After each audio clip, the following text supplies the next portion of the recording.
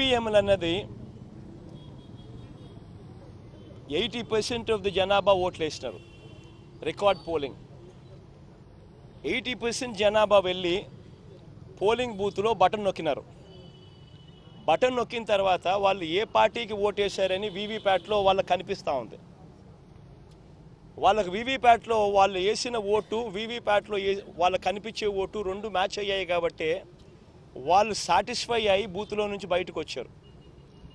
ఈ 80% మంది ఎవరైతే ఓటేశారో ఎవడు కంప్లైంట్ చేయాల, ఏ ఓటరు కూడా కంప్లైంట్ చేయాల. ఇప్పుడు నేనున్నాను, వెళ్ళి నేను ఫ్యాన్ గుర్తుకు నేను నొక్కిన తర్వాత వీవీప్యాట్లో నాకు సైకిల్ గుర్తు కనిపిస్తే నేను ఎందుకు గమ్మనుంటాను కదా. బూత్లో అక్కడే నేను గొడవ చేసిండు, బూత్లోనే వెంటనే కంప్లైంట్ లాంచ్ చేసిండు, బూత్లోనే అన్ని చేసిండు కదా. అట్లా ఏ పార్టీకి ఎవరన్నా కానీ ఇలా ఓటేసిన తర్వాత వీవీప్యాట్లో వేరే పార్టీకి ఓటేసినట్టుగా ఎవరికి కనిపించలేదు కాబట్టి 80% మంది జనాభా ఓట్లేసిన ప్రతి ఒక్కరూ సాటిస్ఫై అయ్యి ఎటువంటి బూత్లో కానీ బూత్లో కంప్లైంట్ ఇవ్వడం కానీ పోలింగ్ ఆఫీసర్ దగ్గర కంప్లైంట్ ఇవ్వడం కానీ ఎటువంటి ఎక్కడ జరగల. ఇవన్నీ చంద్రబాబు నాయుడు గారికి తెలిసి తాను ఎవరికి ఓటేసాడో తనకే తెలియదని చెప్పి సినిమాలో ఒక సినిమాలో విలన్ పాత్ర పోషిస్తూ డ్రామాలు చేయడము ఎంత మటుకు ధర్మం చంద్రబాబు నాయుడు గారిని అడుగుతా ఉన్నా.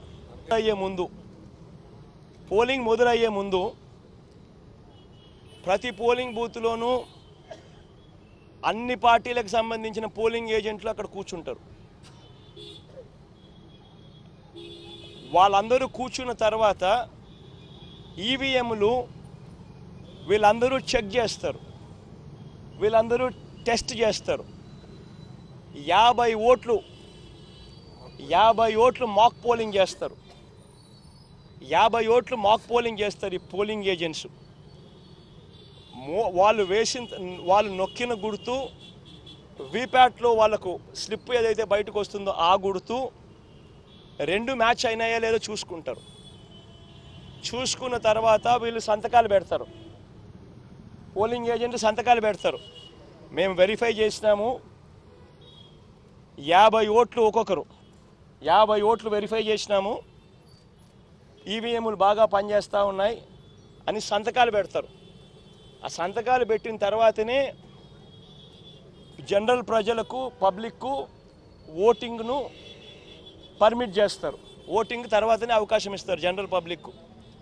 మరి ఇటువంటి తెలుగుదేశం పార్టీకి సంబంధించిన ఏజెంట్లే అన్ని పార్టీలకు సంబంధించిన ఏజెంట్లతో పాటు కలిసి నొక్కి వీవీప్యాట్లలో కూడా దాన్ని చూసుకొని కరెక్ట్గా అన్నీ పనిచేస్తూ ఉన్నాయని చెప్పి వెరిఫైడ్ అని చెప్పి సంతకం పెట్టి పోలింగ్ ఆఫీసర్లకు ఇచ్చిన తర్వాతనే పోలింగ్ మొదలైంది.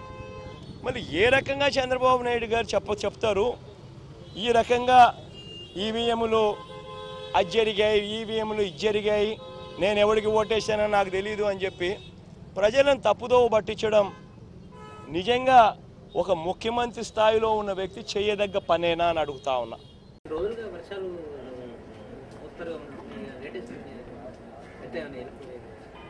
2 రోజులుగా వర్షాలు బాగానే పడుతున్నాయి. దేశం మొత్తం మీద కూడా పడుతున్నాయి, రాష్ట్రంలో కూడా బాగానే పడుతున్నాయి.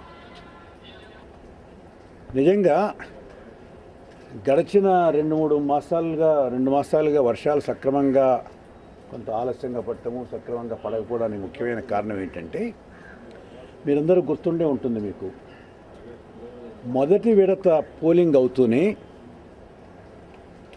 తెలుగుదేశం వారి మిత్రపక్షాలు విపరీతమైన హైప్ క్రియేట్ చేశారు. తెలుగుదేశం పార్టీ అధికారం వస్తుంది, మహాకూటమి అధికారంలోకి వస్తుంది. మీ టీవీ పేరు మహానే కదా, మహాకూటమి అధికారంలోకి వస్తుంది అనే హైప్ విపరీతంగా క్రియేట్ చేశారు. దాంతో చాలామంది భయపడ్డారు, నిజంగా మహాకూటమి ఏమన్నా అధికారంలోకి వస్తుందేమోనని. ఈ భయపడ్డ వాళ్ళల్లో వరుణదేవుడు కూడా ఉన్నాడు. తెలుసుకొని చైనా లాంటి ప్రాంతాల్లో ఎక్కడెక్కడో దూరంగా పోయిన వరుణదేవుడు మళ్ళీ వెనక్కి వచ్చి మళ్ళీ ఇప్పుడు రాష్ట్రాన్ని, దేశాన్ని కూడా సంతృప్తిపరిచే విధంగా వర్షాలు ఇచ్చే కార్యక్రమాన్ని చేస్తున్నాడు. అంటే చాలా కమ్యూనికేషన్ గ్యాప్ వచ్చింది సార్ వర్ణదేవునికి. ఏం చేస్తారండి, అందరూ ఎట్లయితే ప్రజలందరూ భయపడ్డారో ఆ విధంగా వర్ణదేవుడు మరింత ఎక్కువ భయపడ్డాడు.